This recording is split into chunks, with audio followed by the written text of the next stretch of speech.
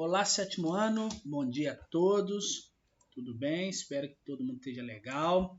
Vamos voltar aqui para mais uma aulinha nossa. Essa aula hoje eu vou tratar sobre a hidrografia do Brasil e os domínios morfoclimáticos. Tá? Engraçado, eu comecei a aula cheia, tinha perdido a minha canetinha. Tá? Mas antes de eu começar a nossa aula aí, eu gostaria de lembrá-los sempre, como faço todos os vídeos, lembrar da lista de presença, tá? É fundamental vocês assinarem ela, não esqueçam, tem gente esquecendo até hoje disso, né? Não deixem de fazer isso. Também lembrá-los, né, que vocês podem deixar qualquer dúvida para mim na parte dos comentários desse vídeo. Também podem estabelecer aí através do e-mail que vocês têm, né, a escola passou para vocês, o e-mail que os professores acessam. Você também pode deixar aí na lista de presença, tem um campo específico se você permaneceu com dúvida, ou você pode também, né, anotar essas dúvidas todas e mandar para mim durante a live. Tem sido muito proveitoso aí, né, tem sido muito bacana. Nós vamos discutir agora um pouquinho sobre a hidrografia, né, sobre a questão da água no Brasil e também sobre os domínios morfoclimáticos. Vamos ver se vocês lembram aí um pouquinho das nossas aulas lá no 6º ano, tá? Que trabalhamos com esses dois conceitos. Então vamos recapitular bem rapidinho aqui. Deixa eu subir a minha imagem para cá. Pronto. Bom, hidrografia do Brasil. Nós já sabemos que a água é um importante recurso natural, né? A água, quando eu penso aqui na questão da hidrografia, ela é extremamente importante para a manutenção da vida no planeta, sobretudo no Brasil, tá? Só que além da questão da importância para a vida, eu tenho que pensar que a água, né, a hidrografia, ela é extremamente importante para atividades econômicas.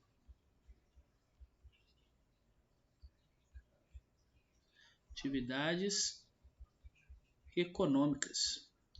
Percebam. A letra saiu um pouquinho excomungada aí, né? Mas olha lá. Para as atividades econômicas. Por exemplo, quais atividades econômicas aí vão depender da água, né? Para a manutenção aí, para que ela seja fundamental. Eu posso citar a agricultura. Letrinha. Posso citar a pecuária. Também temos aí a pesca,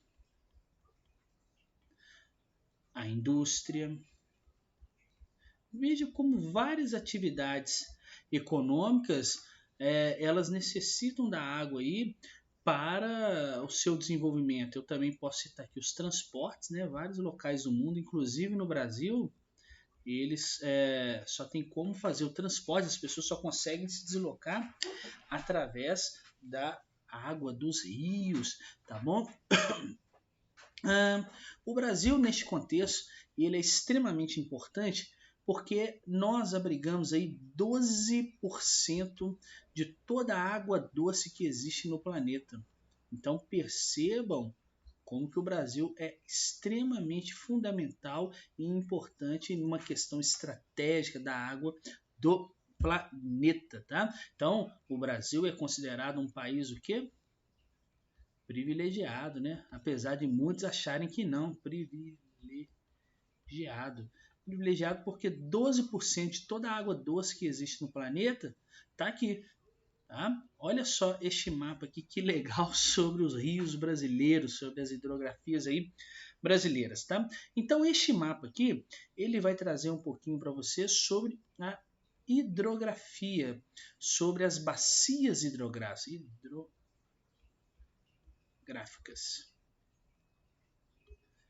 Lembro que é uma bacia, estudamos ano passado, né? As bacias hidrográficas.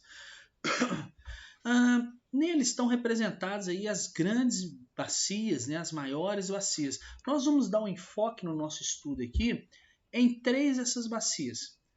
Nós vamos estudar aqui a maior bacia nossa, que é a bacia amazônica. Tá? Meu Deus, meu lápis aqui está dando uma travada. Então nós temos a bacia amazônica. Eu vou falar um pouquinho as características de cada uma, tá? Eu tenho a bacia amazônica, eu vou lá. Então vou até colocar aqui para a gente não esquecer. A amazônica. Vou falar também sobre a bacia platina.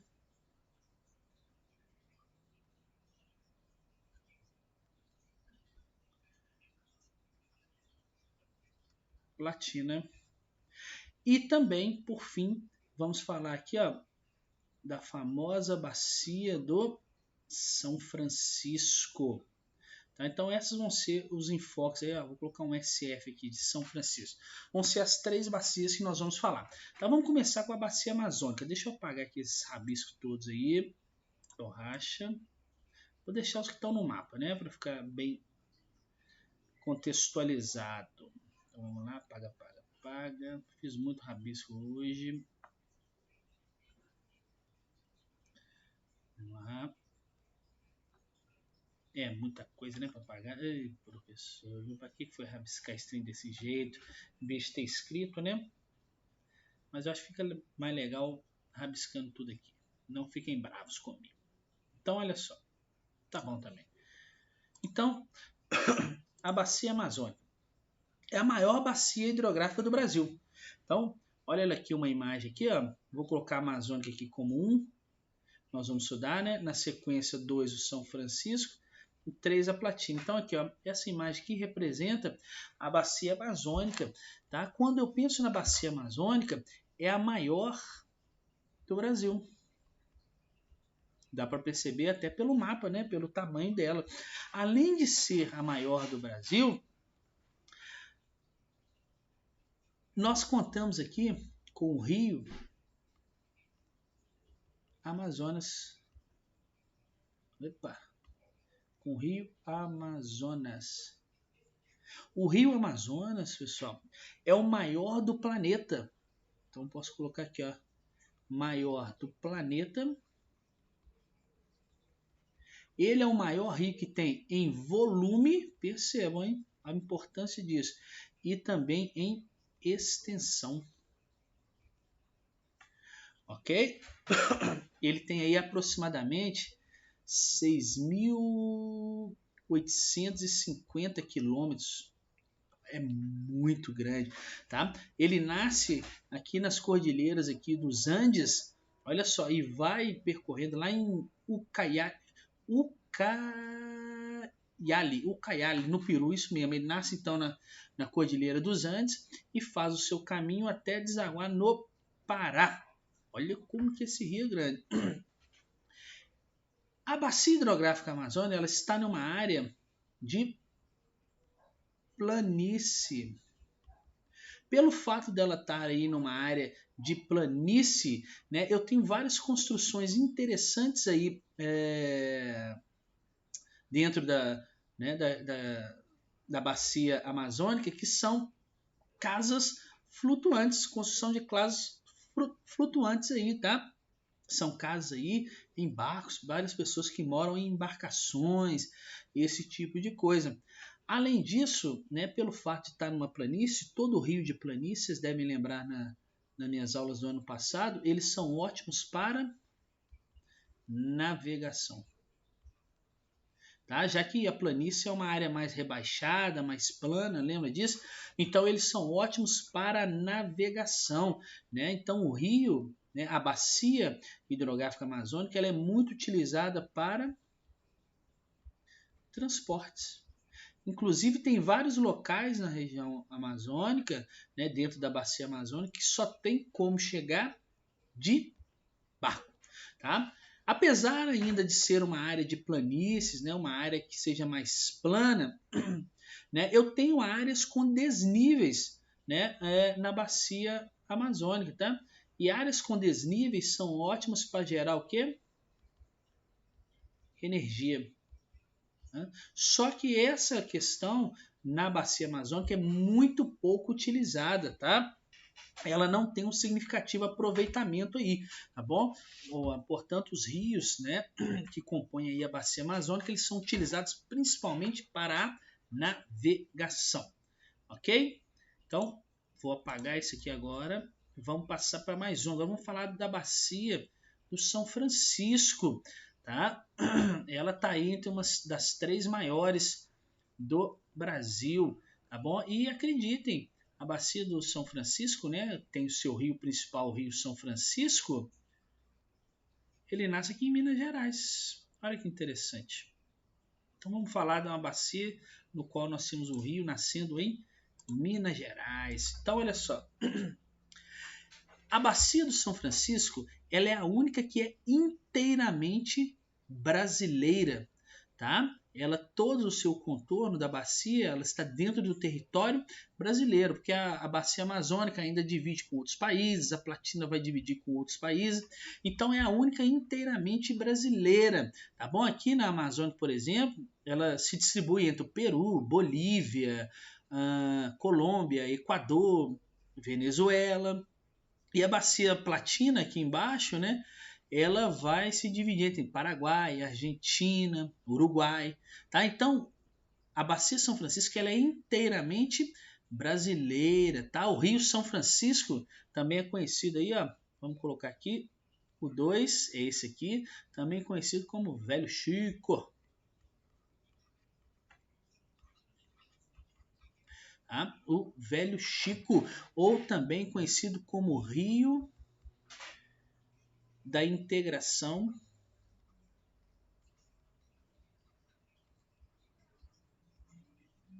Nacional. Por que ele é conhecido como Rio da Integração, aquele que integra o território? Por quê? Pelo fato de nascer aqui em Minas Gerais, tá? A sua bacia ela vai drenar aí, olha só, partes do Distrito Federal, Goiás, tá? Ela vai a Bahia, Pernambuco, Alagoas, Sergipe. Olha quantos estados a sua bacia vai privilegiar, tá? Quantos estados a sua bacia vai drenar, vai levar água, tá? Para esses locais. E o Rio São Francisco ele tem uma importância histórica muito grande, vem lá da época ainda do século. Olha só, quando nós já estudamos isso aqui, desde lá do século XVI, tá? Quando ele serviu de acesso, né, para o quê? O transporte para o interior do Brasil. Lembra? Nós estudamos no início desse ano, né, o processo de interiorização, né, de ocupação e de formação do território brasileiro. Ele foi extremamente importante, então, para isso. Tá? O Rio São Francisco é considerado um rio perene. O que quer dizer um rio perene? Que tem água o ano todo, o seu leito tem água durante o ano todo, tá certo? E ele pode ser explicado, essa questão perene dele ter água, porque ele tem muitos afluentes, tem muitos rios que desaguam nele. Lembra que todo rio ele tem a sua parte principal e tem os seus afluentes, os seus tributários, né, que vão desaguar no rio principal. Tá? Então, o fato do Rio São Francisco ter muitos tributários, ter muitos afluentes, confere a ele uma questão da perenidade, dele ter água o ano todo. Legal? É um rio muito utilizado aí, como ele tem grandes quedas, dá para vocês perceberem aqui que o relevo não é tão plano como na região amazônica aqui, é um ótimo rio para gerar o quê? Energia. Eu tenho poucos trechos navegáveis no rio, tá? Então ele é muito importante aí para gerar energia. Tanto é que ele abriga importantes usinas aí geradoras de energia, tá? Três Marias aqui em Minas, nós temos Paulo Afonso e também a usina de Xingó, ok? Esse é então o Rio São Francisco, conhecido aí como Velho Chico. Vamos embora mais um. Estou dando só alguns detalhes aqui sobre as bacias. Estou vendo que essa aula vai ficar longa, hein? Tem ainda que falar sobre os domínios morfoclimáticos, mas vai ser mais rápido, tá? Outra parte. Vamos para a última então, né? Que é a bacia platina, a bacia do prata também, a mesma coisa, tá bom? Então vamos lá. Bacia platina, né? Opa, deixa eu pegar minha caneta, gente, desculpa aí. A bacia platina, né, é a união aí, ó, que forma essa bacia é a união do rio Paraná mais o rio Paraguai mais o rio Uruguai.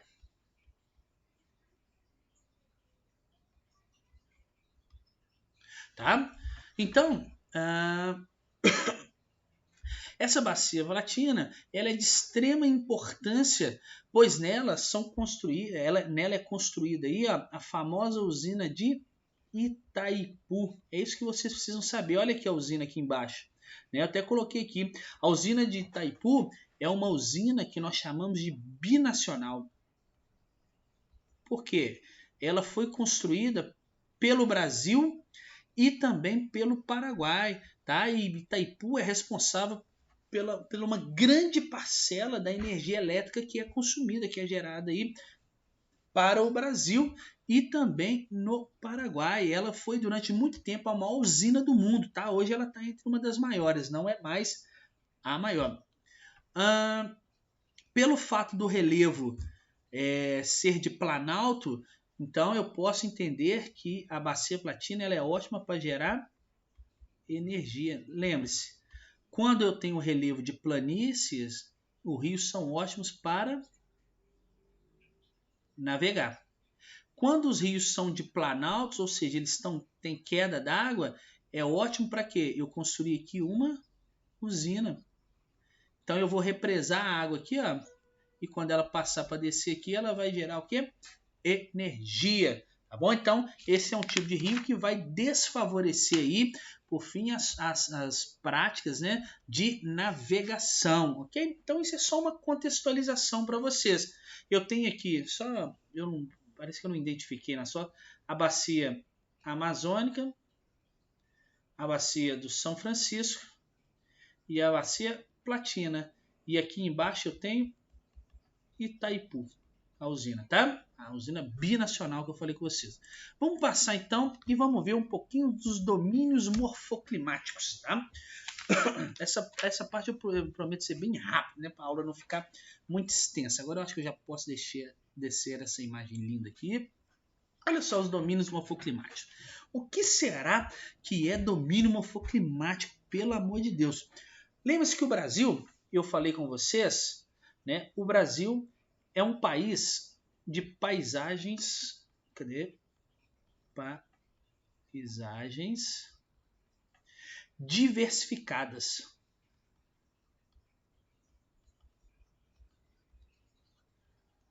Então o Brasil é um país de paisagens diversificadas. E essas paisagens diversificadas, elas são resultados da interação, né, de fatores naturais. Então, interação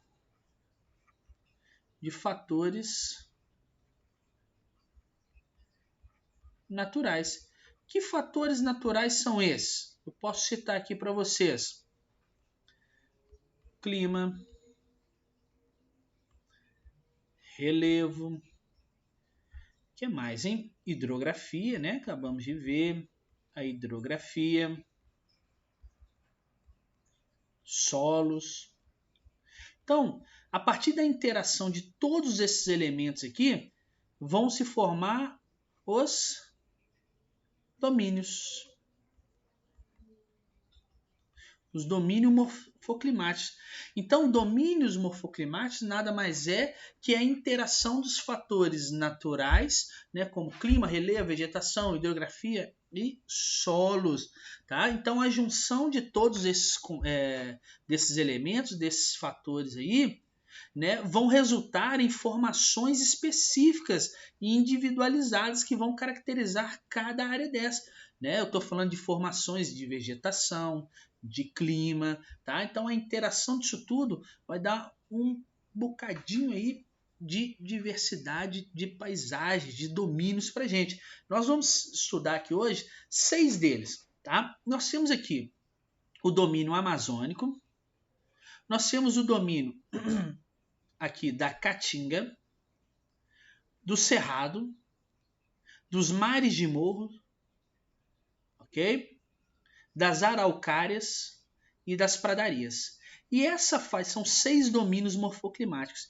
E entre cada domínio morfoclimático, nós temos o que nós chamamos de área de transição ou faixa de transição. É onde nós vamos ter determinados domínios que vão receber características, né, da borda de cada condomínio que eles estão, de cada domínio que eles estão aqui, ó.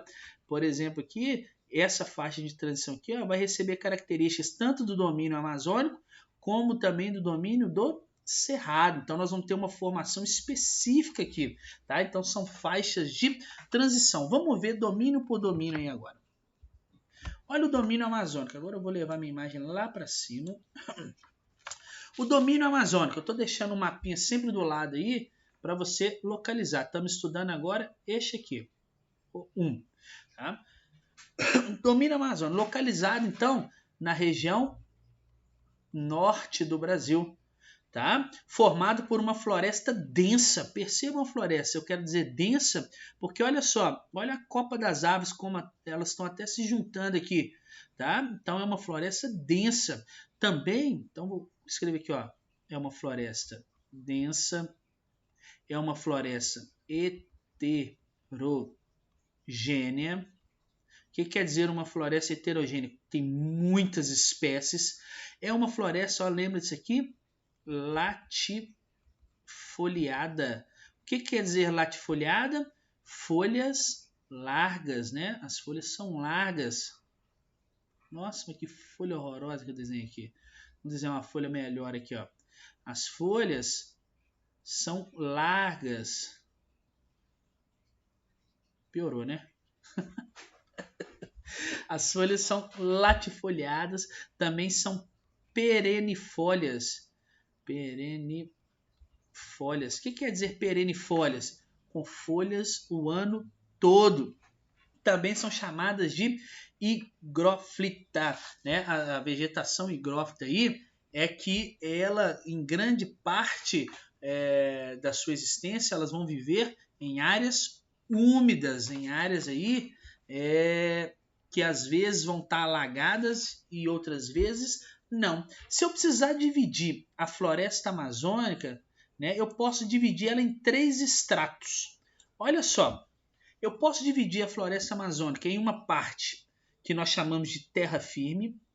Essa parte da floresta amazônica chamada de terra firme é uma parte mais alta do relevo, com as árvores de grande porte. Essas árvores que a gente vê com dezenas de metros aí de altura, elas ficam na parte chamada de terra firme da floresta amazônica. Tá?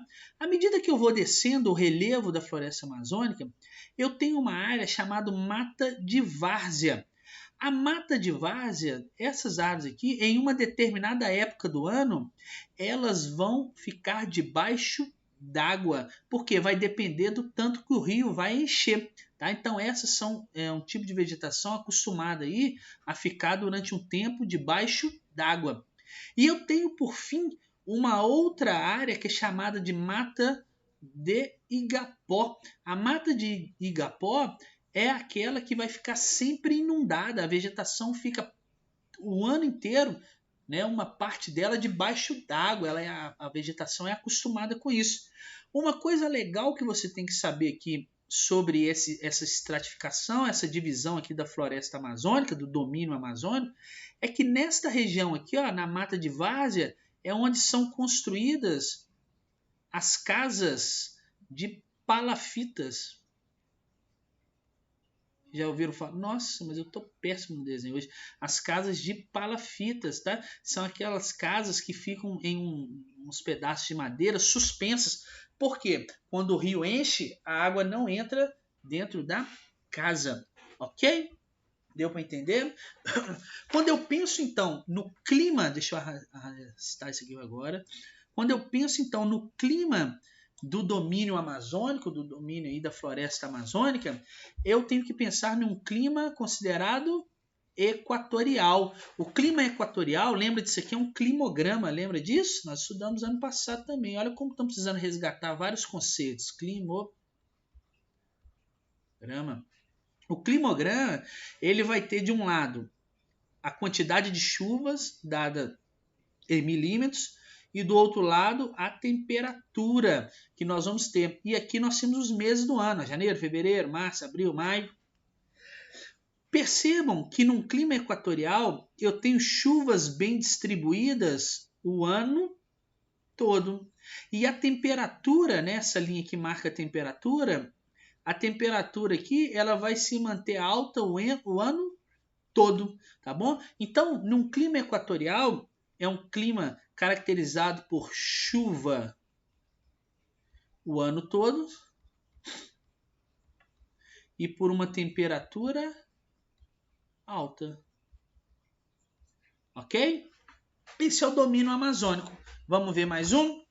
Agora, o domínio dos mares de morros, tá? O domínio dos mares de morros eu gosto muito. Sabe por quê? Eles ficam aqui, ó, os mares de morros, é o número 3, ó, eles ficam no litoral brasileiro aqui, pegam parte de Minas Gerais, esse domínio aqui, ó. É também o domínio onde fica a nossa famosa Mata Atlântica. Mata Atlântica, né? Situada então na zona costeira, no litoral, sobretudo, tá? Situada na zona costeira. O relevo, né, marcado aí é por morros, né? Olha só, percebam aqui. Eu tenho a presença aí, né, pelo fato da colonização brasileira ter sido realizada pelo litoral, né, eu tenho a presença aqui, então, de uma área, né, de um domínio do mares de morro extremamente o quê? Devastados. Tá? Porque o processo de colonização não começou pelo litoral brasileiro, igual nós estudamos. As maiores cidades não estão no litoral brasileiro, então não tem espaço para esse domínio aqui. Tem que construir casa, tem que desmatar para construir usinas, indústrias, esse tipo de coisa. Então, é hoje considerado um dos mais devastados, principalmente aí por conta do processo de urbanização. Quais são as características da vegetação aí dos mares de morros, da floresta, né, da Mata Atlântica, desculpa? Ela tem a mesma característica da floresta equatorial, né, do domínio amazônico que nós falamos um pouquinho antes aí. A única diferença é que a floresta, a Mata Atlântica aqui, ela vai estar em áreas com um relevo que mais alto. Então, a vegetação ela é acostumada com áreas, né, no qual a temperatura é um pouco mais baixa, ok? Porque quanto maior a altitude, lembra, menor a temperatura. Legal? Olha só. Dentre o domínio de mares de morros, né, da Mata Atlântica, eu tenho dois tipos de climas predominantes. Vamos falar desse aqui primeiro. Eu tenho um clima, né, que é chamado de tropical úmido. A Mata Atlântica, só um parênteses, ela também pode ser chamada de floresta tropical. Ok? Então, olha só, eu tenho o tropical úmido. O tropical úmido é a parte da Mata Atlântica, da floresta tropical, próxima ao quê? Aos oceanos, aquela que está bem mais próxima do litoral, porque ela vai sofrer influência, lembram da maritimidade? Elas vão sofrer influência aí do oceano. Ou seja, se elas vão sofrer a influência do oceano, eu tenho chuva o ano todo. As temperaturas são um pouquinho mais baixas, elas caem, olha, próximo aqui ao inverno. Olha só, junho, julho e agosto. Olha que a temperatura caiu aqui e depois volta a subir. Mas eu tenho chuvas espaçadas o ano todo. E eu tenho também o clima tropical de altitude, que é aquela parte do clima onde está no topo aqui dos morros, no topo aqui dessas chapadas, tá? Olha só, eu também tenho chuvas o ano todo, mas eu tenho uma queda, deixa eu arredar aqui essa parte de gravação, mas eu tenho uma queda bem abrupta da temperatura, né, durante o inverno. Olha como a temperatura cai aqui, ó. A temperatura chega aqui a 14 graus mais ou menos, depois volta a subir à medida que nós vamos mudando a estação do ano, tá? Percebam que tanto a temperatura como a chuva, ela tem uma queda muito grande, né, nos meses do inverno. Eu tenho chuvas espaçadas, mas durante o inverno eu tenho uma queda acentuada, tanto da chuva como também da temperatura. Por quê? Elas estão em áreas de maior altitude. Maior altitude, menor temperatura. Ok? Esse aí é o domínio dos mares de morro. Vamos ver mais um. Agora eu vou voltar esse negócio aqui para o meio, porque eu gosto de ficar padronizado. Vamos lá, mais uma. Não quer passar. O Cerradão, domínio do Cerrado. Esse também é legal. Olha só, o Cerrado, ele se localiza aqui, ó, é o número 4 aqui. Então, o Cerrado, ele se localiza nas porções centrais do território brasileiro. Tá? Porções centrais do território brasileiro. Ele é caracterizado aí pelo clima tropical. O clima tropical, né, a gente pode dizer que ele tem 2 estações do ano bem definidas. 2 estações bem definidas. Quais são as 2 estações bem definidas? O verão, que é quente e chuvoso. E eu tenho o inverno, são as 2 estações bem definidas, que eu tenho temperaturas mais brandas, né? Vou falar que é frio e seca. Legal? Então, olha só, no domínio do Cerrado, eu tenho aí desculpa, o clima tropical com longas estação seca, né? Estação sobretudo no inverno. Tá? O solo do domínio do Cerrado, o solo ele é ácido. Tá? As espécies, né, no Cerrado, elas são de pequeno porte, as espécies que eu falo, a vegetação, né? Elas são de pequeno porte, com o tronco retorcido.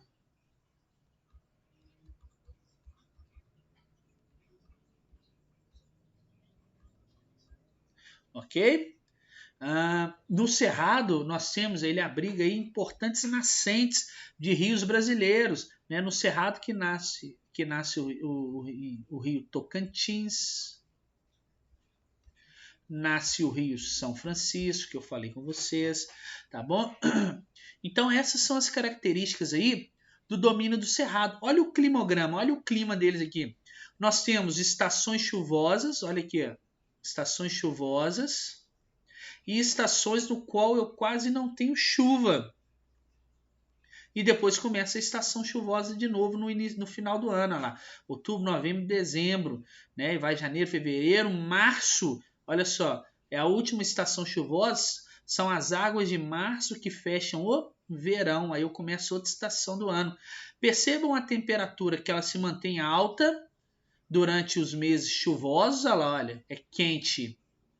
Né, que eu falei com vocês, e marca chuva, e durante o inverno, né, a temperatura ela cai, não cai tanto, ela sai de 25, 27 graus aí, e deve ir aproximadamente 19 não, né, 22, 23 graus, ela cai muito pouco, e depois volta a subir, tá? Então, eu tenho aí 2 estações do ano bem definidas, o verão, que é quente e chuvoso, E o inverno aí, que é marcado por uma queda da temperatura, não é uma queda muito alta, né? Mas também é marcado pela seca. Olha, quase não tem chuvas aí.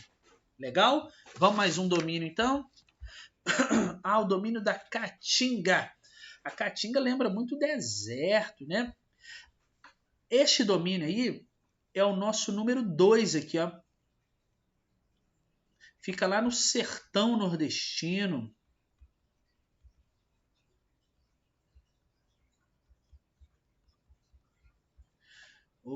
Fica no sertão nordestino, tá? Numa região que é conhecida aí, ó, como Polígono da Seca.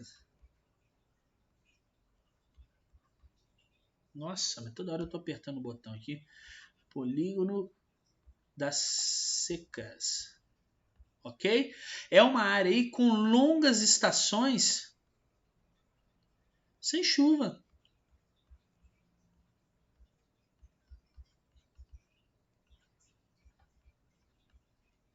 Com longas estações de estiagem. Vou escrever bonito.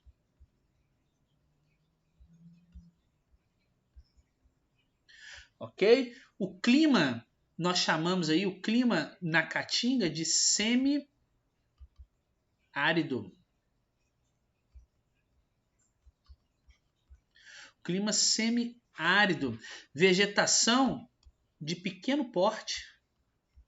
Percebam aí pela foto, pela imagem.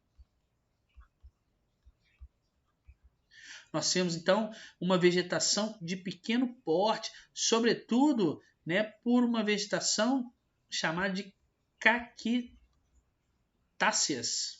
os cactos, igual vocês estão vendo aí, ó, né? É um tipo de vegetação também chamado caducifólias. O que é caducifólias? Perdem as folhas.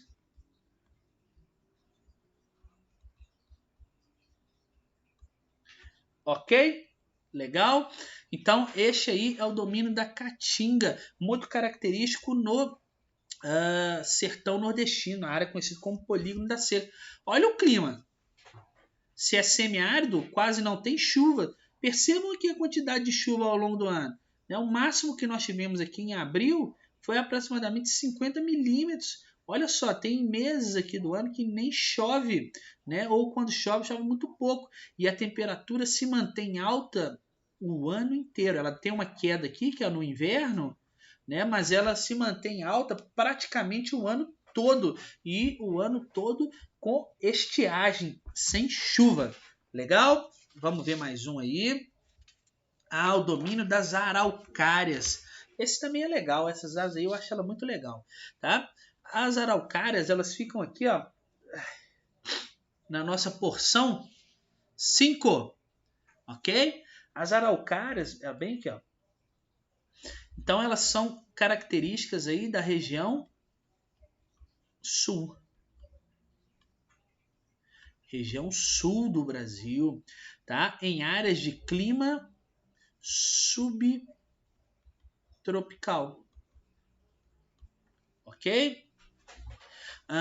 São locais que vão apresentar aí menores temperaturas.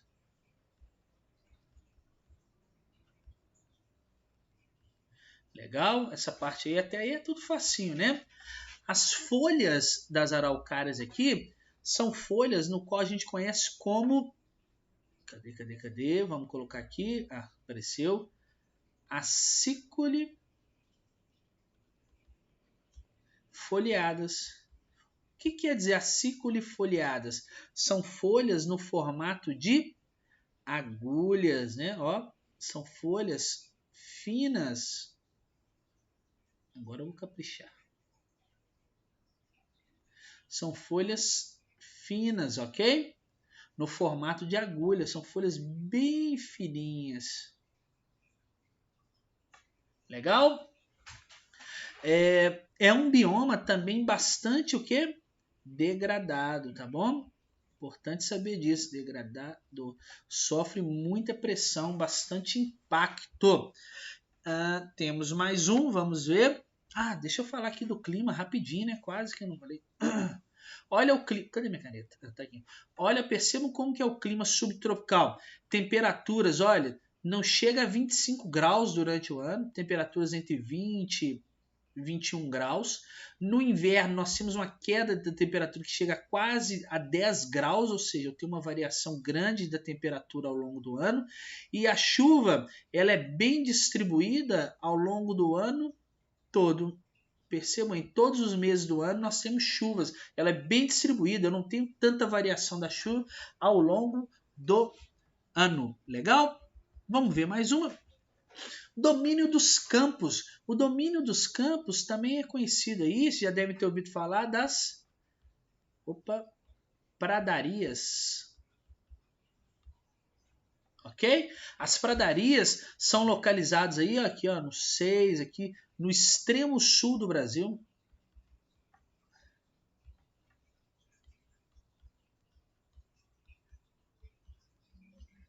No extremo sul do Brasil, em áreas também de clima subtropical. Olha lá, o gráfico é o mesmo, né? O climograma é o mesmo. São marcados aí por vegetação de pequeno porte.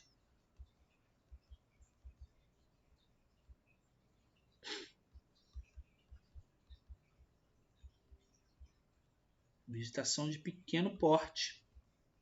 Legal? Por alguns arbustos, né? Olha só, você vê alguns arbustos só aqui no meio. E também marcado muito pela presença de gramíneas. As árvores que tem são de pequeno porte, percebo que as árvores não têm grande altitude. Eu tenho alguns arbustos e a presença muito grande de grama, as gramíneas, tá? É um relevo, percebam, ligeiramente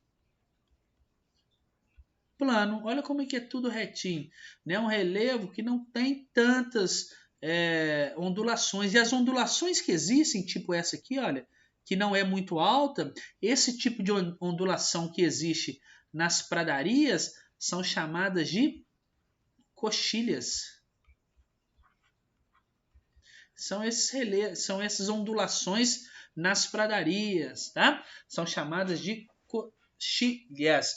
Este terreno, principalmente no extremo sul do Brasil, aqui nas pradarias, eles utilizam muito para a criação da pecuária, criar gado, né? Só que o gado pisoteando este solo, eu vou estudar com vocês mais para frente aí, o intenso pisoteio do gado nesse solo aqui vai acabar por danificar, por empobrecer esse solo aqui e pode levar esse local aqui a um processo de arenização. Isso aqui se tornar areia. E aí é um problema, tá? Um processo de arenização, mas eu vou falar com vocês um pouquinho mais para frente sobre isso. Olha aí, mais uma vez o clima subtropical, eu tenho, né, temperaturas que não são elevadas, né, durante o ano todo, eu tenho uma queda abrupta durante o inverno, olha, junho, julho e agosto, e chuvas bem espaçadas durante todo o ano. Legal? Clima subtropical, que marca aí o domínio dos campos. Vamos ver mais? Agora, para finalizar, nós temos aí, deixa eu arredar aqui, as chamadas áreas de transição, as faixas de transição, que tem diversas formações vegetais, né? Lembra-se que ela é a transição, ela vai ter um pouquinho de cada domínio daqueles, tá? Nós temos aí, para vocês conhecerem, nós temos o Pantanal aqui, que é uma área de transição, já devem ter ouvido falar, com certeza. O Pantanal. Nós temos aqui as chamadas mata dos cocais. E aqui também a vegetação litorânea, também mangues, né? Vegetação litorânea. Ok? Então, o Pantanal aí, ele vive parcialmente, né? Grande parte do ano ele fica inundado, tá bom? A mata de cocais aí é onde eles tiram, por exemplo, a famosa palmeira de babaçu. Já ouviram falar nisso? O babaçu que é ótimo aí para fazer óleo, palmito, artesanato, né? E aqui também eles tiram na mata de cocais uma outra tipo de árvore, um outro tipo de vegetação que nós temos aqui é a carnaúba. No ano passado, quando nós tivemos na UFMG, eles mostraram um pouquinho disso aqui pra gente, vocês estão lembrados? A carnaúba dessa árvore aqui, utiliza-se, né, ela para fazer cera, cosméticos, artesanatos, tá? E a vegetação litorânea aqui é constituída principalmente por mangues e também as restingas. Já viu quando você está chegando na praia, na beirada da areia, tem tipo uma graminha assim na beira da areia, uma vegetação assim rasteira na areia?